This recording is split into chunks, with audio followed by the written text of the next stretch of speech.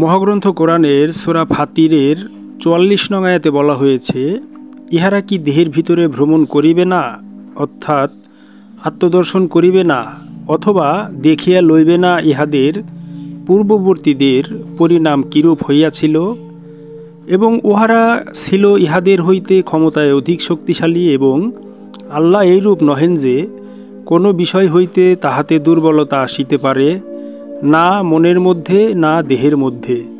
নিশ্চয়ই তিনি জ্ঞানী, তকদিরদাতা শক্তি। মহান আল্লাহ পাক এই সূরা ফাতিরের এই ৪৪ নং আয়াতের মাধ্যমে আমাদেরকে কি বার্তা দিলেন, আসুন সেটা আমরা সুফি সদরুদ্দিন আহমদ চিশতি রহমাতুল্লাহ রচিত কোরআন দর্শন নামক তাফসির গ্রন্থ হতে জেনে নেওয়ার চেষ্টা করি। মানুষের পরিণাম কিরূপ হয়ে থাকে সেটা দেখিয়া লইবার উপায় হচ্ছে দেহের ভিতরে ভ্রমণ করা তথা সর্বোপরি আত্মদর্শন করা।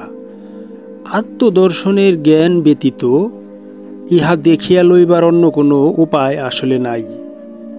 বিষয়মোহের সঞ্চয় মানব মনের দুর্বলতার একমাত্র কারণ।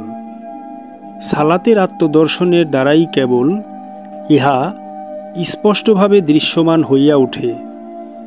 বিষয়াশয় ও জ্ঞান বিজ্ঞানে শক্তিশালী জাতিসমূহের পরিণাম যে কিরূপ হইয়া থাকে তাহা সালাতের সাধকগণ নিজেই নিজের মধ্যে সম্যক দেখিয়া থাকেন।